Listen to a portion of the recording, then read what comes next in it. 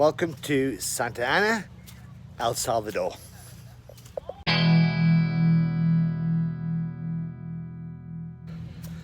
Hi, I'm Stu, the old backpacker on my year-long adventure around the world. I am just over the 6-month point and I'm now in El Salvador.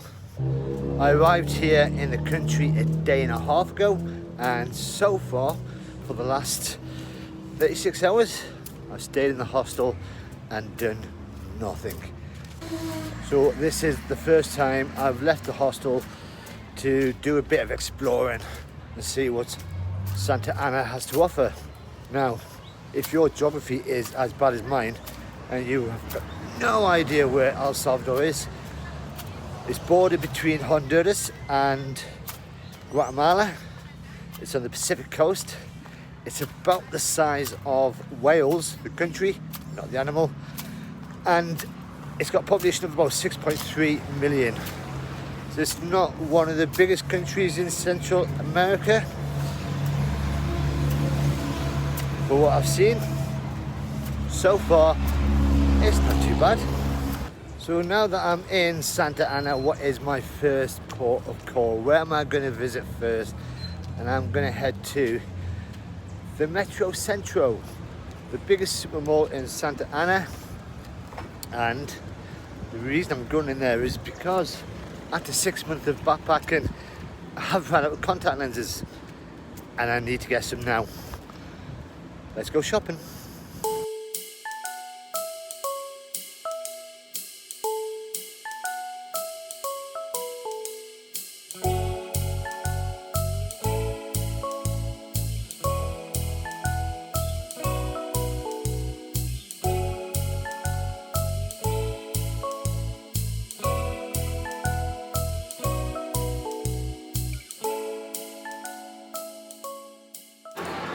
This place is absolutely massive. It goes on and on. I've been here for about 10 minutes and I still haven't got my way around the whole area yet.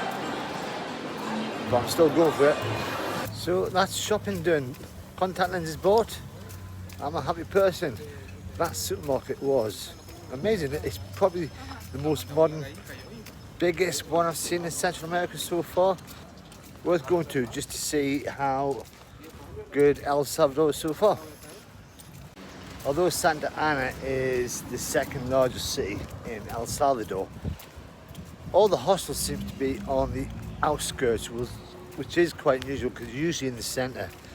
The hostel I'm staying in, which is only about a month and a half old, is Hostel Natural, and it is in a normal neighbourhood, so you get to see everyday life, Monday morning, of how El Salvadorians live.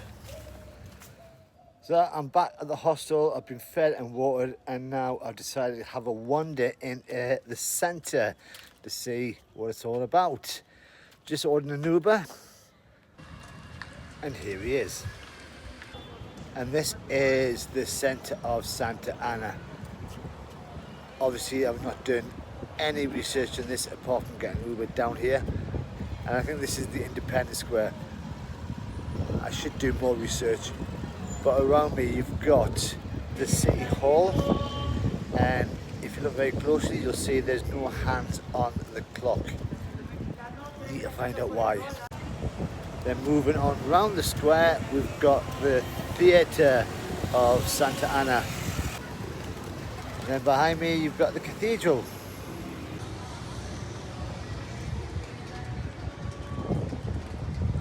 Now usually I would try and get inside, but unfortunately there's gates all locked up and nobody is allowed in.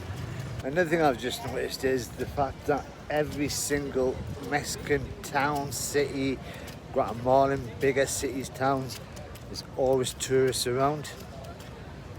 I seem to be the only one here. So I've just come to the other side of the City Hall to see if I can get in, because seemingly there's lots of people in there and I'm going to have a look.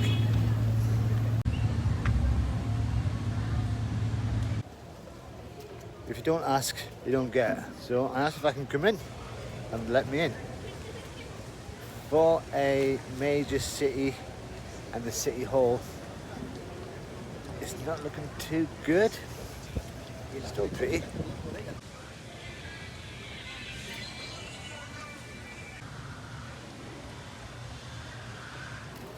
So this is where all the government departments are and the people coming in to get their problems sorted out.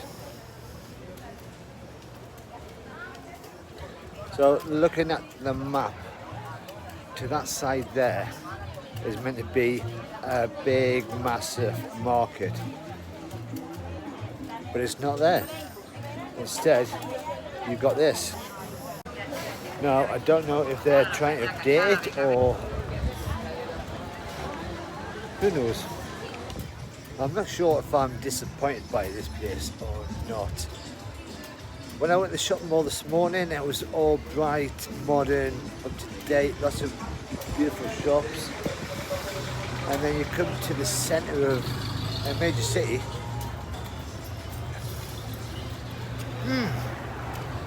Welcome to El Salvador. So I have walked about 2 or 3 blocks away from the centre just to find anything interesting. Not a lot, which is surprising for, and I keep saying this, a major city within a country.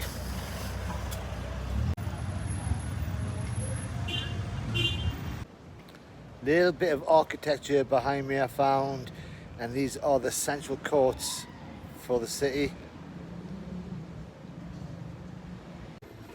So I'm at the side of the cathedral and I've just seen an open gate, so I'm going to try and get in because I can.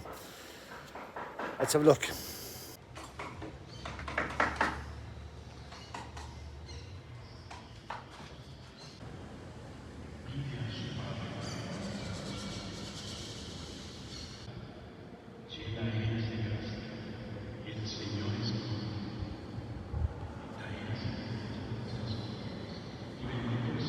Well, I managed to get in, had a look around.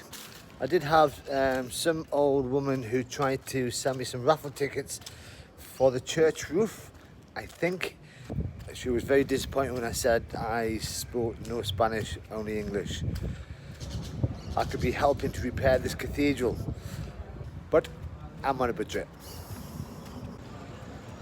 So I've been here for about 45 minutes to an hour.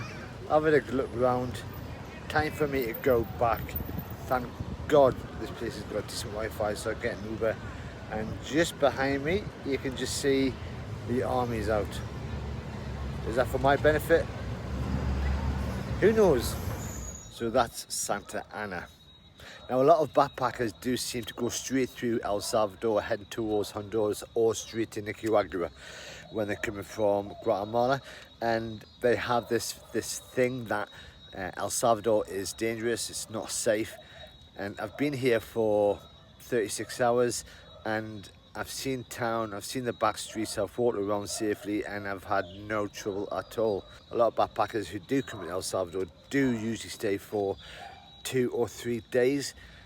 I'm going to stay for about 2 weeks, so if you want to follow my adventure you can see if it is safe, it is dangerous, but I've got a funny feeling like the countries I've been to already, Mexico, Belize and Guatemala, that I'm going to have no problems at all. Although Santa Ana does not have the historical touristy things in the centre, I still think that's worth coming to, even if it's just for 1 night, 2 nights, just to check it out, see what it's like. So tomorrow is going to be a big day because I'm staying here for a little bit longer, and then I'm going to head up to Santa Ana volcano. So if you want to see how that adventure goes, you've got to subscribe, press that bell in the corner to find out when that video will be out.